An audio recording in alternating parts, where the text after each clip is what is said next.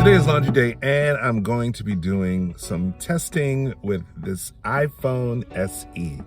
So it's about time I've upgraded, thanks to that person back there who suggested that I needed to upgrade from my 5S. Yes, I said 5S. And I got the SE. I didn't get anything crazy. I didn't want to break the bank and get what everybody's getting, which is the 11 Pro. The missus has the 11 Pro, but oh no, she has the 11 period, and I got the SE. I figured it would be the same thing that what's in the 11 in a smaller size. I'm not a fan of these big phones that look like tablets, so this is kind of in the same area between the 5 size-wise and the 7. So it's not too big, it's not too small, it's just right. I could feel it in my pocket without having to feel it in my pocket, if you kind of know what I mean. So I'm gonna test the video specs of this because this will be my first phone with 4K testing ability, and I'm gonna kind of vlog with it all day. I know you guys probably can't hear me, even though I have the headphones. I know you guys probably can't hear me that well, but we're gonna test everything. We're gonna test how it looks, slow-mo, audio, all that good stuff, and just journey with me as we do some laundry. Hey, Dina. Dina, I see you. You don't want to talk to you? All right. It's whatever.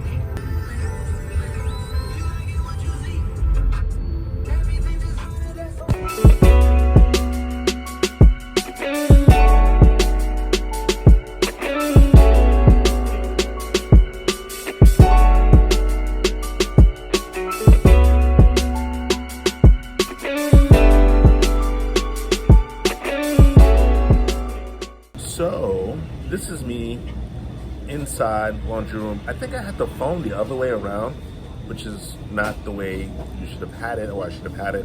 I was just vlogging with it, trying it out. So now I have it in the right frame that I needed to have it at. And I don't have these on, so I'm testing the distance between here and there and seeing how good the audio is. And the mic, it's not gonna be the best because it's not connected to anything major, but I still should get pretty good sound out of it.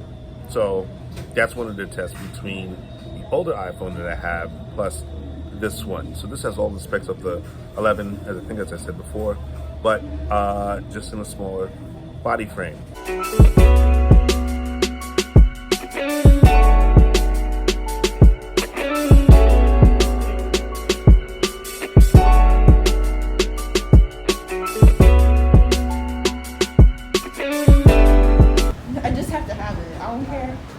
Homey, and I just have to have the bad stuff. Gotta have the chemicals, possible cancer risk, the monos and your food type food. You know what I mean? So look at the incredibleness of the low light capabilities of this phone. Okay, all right. So Dina, all right. So this is really good for a phone at this time of day. Dusk is about to fall. And I'm gonna test the capabilities of how good is this phone in the deep, dark, black night. Okay, so we had a failed attempt of trying to get peppers. Huh? Who cares? Shut up. All right. I don't care. I mean, like, who cares about your damn peppers? Shut up. So we had a failed attempt to get peppers and plantains for Rasta pasta. That's tonight's dinner.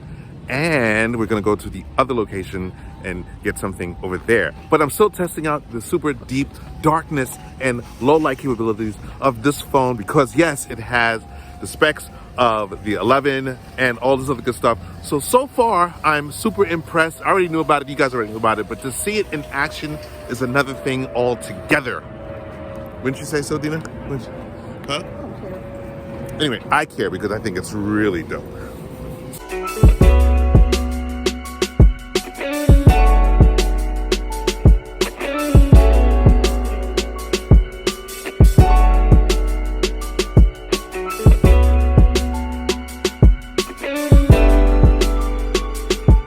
This is super No, but I left impressive. around 9. See, that's the problem. I don't know. Really depends. Were you careful to choose off-peak? With the invent of the iPhone first generation, we have been able to see some miraculous things happen with its camera, lens, all kinds of stuff that it's been doing as far as mobile photography and mobile video. Now, it wasn't the greatest when it first came out, but it was actually shocking and amazing when we saw it. So, of course, it has grown since then, expanded since then, given us better resolutions since its first generation to now. We could do 4K at 24, 30, and 60 frames per second, and we have the ability of doing a lot more with what's in our pocket than what we actually would go and buy if we were to go buy a new camera today. Now, it is not to knock by no means what your DSLR is doing or what your mirrorless is doing or even what your cinema camera is doing. It's nowhere near compared to an RA in any sense of the word. But it's really just a camera is a camera, and you want to be able to shoot, point, shoot, and get what you want to get. All cameras could do it, be it tape, be it film, be it whatever it is that you want. They all capture.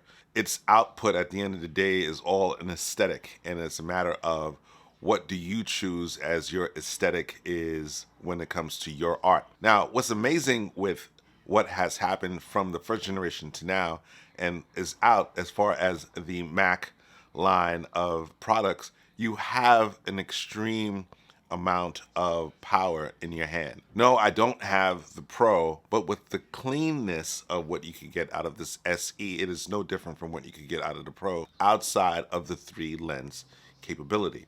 Now, I don't necessarily need 3 lens, but if I were to be in need of 3 lens or extra lens, there are a bunch of companies that actually go out and sell lens accessories for your mobile device. This is one of them, but this is by no means a Moments lens, which they're known to make some pretty good lens, anamorphic lens for phones that are half the price of what an anamorphic lens would be for an actual camera. And actually those are starting to come down a little bit as far as price is concerned. But this is not an anamorphic by any means, but Moment is definitely one of those companies that are actually making really good products for mobile devices. Some feel you don't necessarily need it, but it all depends on what it is that you're doing. Now, I don't necessarily need a lens for this particular phone, but if I wanted to, I could go and see what's available for me and actually try it. This came with a tripod as a free gift, and I didn't really use it, but just playing with it with the phone, I realized all it does is just widens my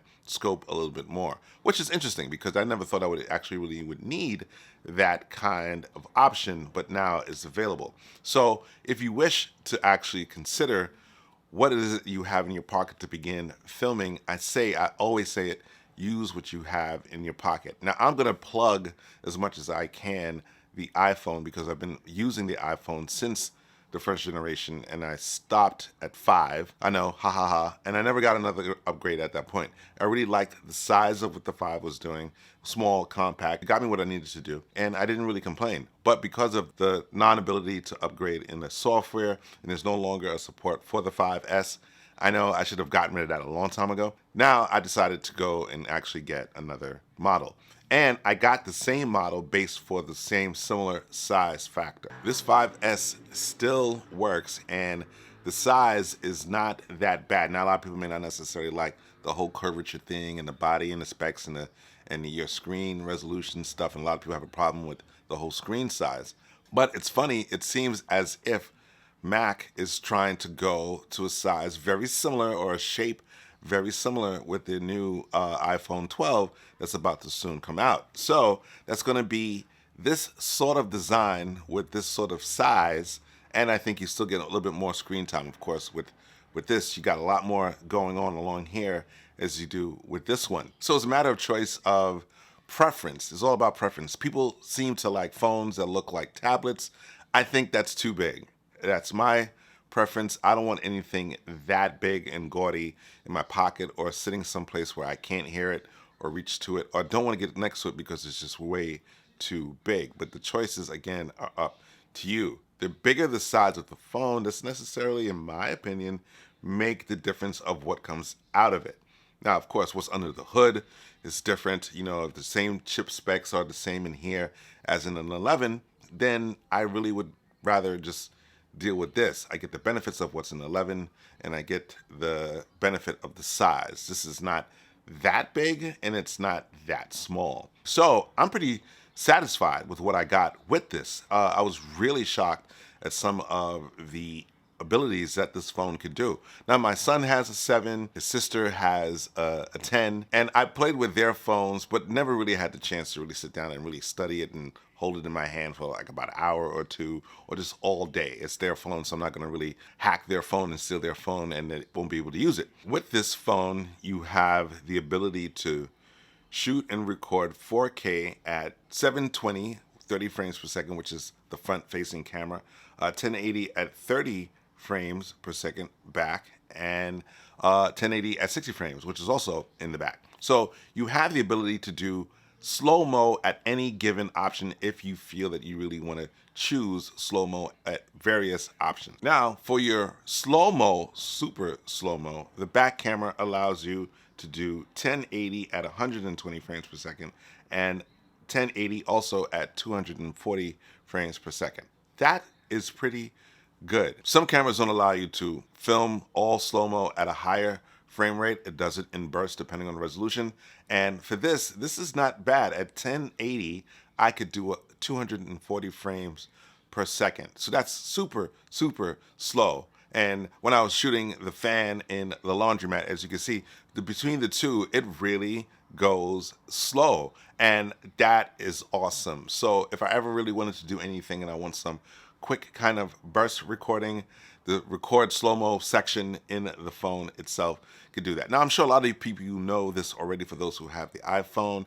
Some of you may have just gotten the phone because you just like what's inside, the design, you're used to it. I like it because of the design, what's under the hood, and what the cameras could do. I didn't even begin to really explore the whole entire aspect of the portrait mode, which I know is old news at this point, but with that option given to you, your whole photography scheme can truly change. With those options available as far as photography is concerned, I mean, with the f-stops controls and stuff like that you have already kind of somewhat built in, something that wasn't really given to you before in its previous OS models, but now you have it. So now you are able to change and finagle your f-stops within the photography. Now, I wish they were able to let you do that within the film as well, but you can't.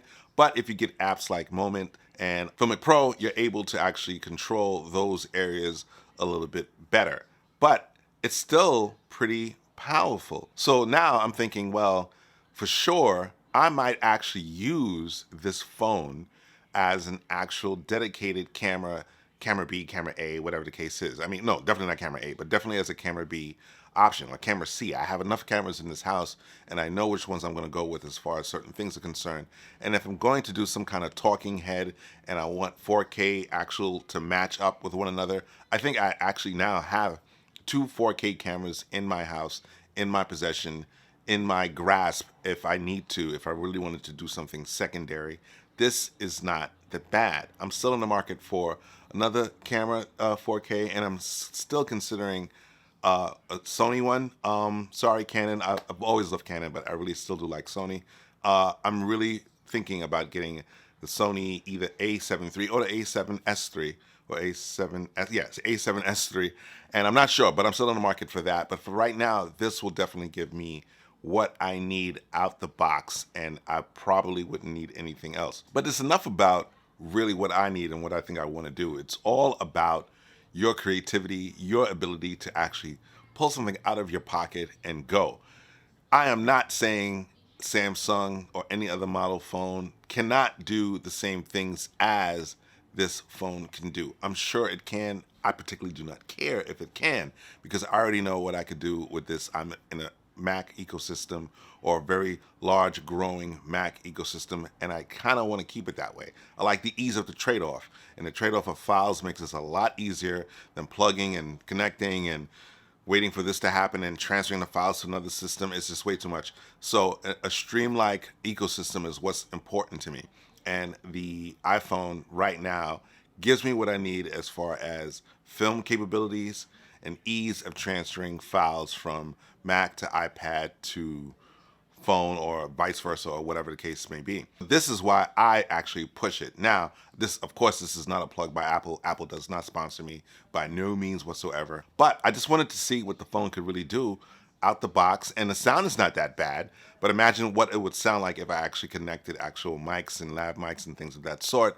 I would really have a powerful tool on my hand. So I don't knock it by no means. So I know for sure the SE at the price range of $400 is still a good buy. I didn't want to spend that $400 because I'm cheap, but it's really good. So I don't think anyone should knock what a phone could do if you really want to bump up your skills and get another camera, and you will be able to do a lot of things. Now, the downside of mobile filmmaking is you don't have the ease of doing certain things like focusing. If you want to really focus or do certain tricks and stuff like that, you would need to actually add certain things to make your phone act more like a DSLR. But pulling it out of your pocket and getting ready to go with it is really simple, easy. You can't go wrong. That's my experience with it as a vlogging tool. And if I'm out and about, I think I might actually use that as opposed to using a camera. I could just stick it in my pocket and pull it out and just